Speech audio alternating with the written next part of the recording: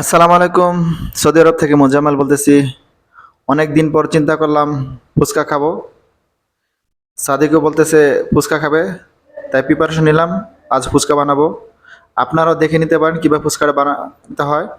প্রথমে ফুচকাটা এবার ভেজে নেবেন। এরপর কিছু শুকনো মরিচ তেলে এবার গুঁড়া করে নেবেন।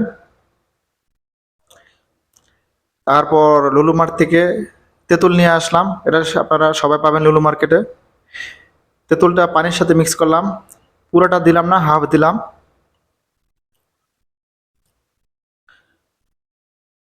এর সাথে কিছু শুকনো মরিচ দিলাম, মিক্স করলাম একটু জাল জন্য। এটা এর সাথে কিছু লবণ ছিটা দিলাম এবং সাথে হালকা একটু লেবু রস দিলাম। অনেকে বোট দিয়ে তৈরি করে, আমার কাছে বোট নাই, তাই আলুর ভর্তা ছিল। আলুকে একটা ভর্তা করে এবার বানালাম। আগেই এটা রেডি ছিল। এরপর সিদ্ধ ডিমটা উপরে এভাবে দিলাম। খুবই মজাদার, আপনারা ট্রাই করে দেখতে পারেন।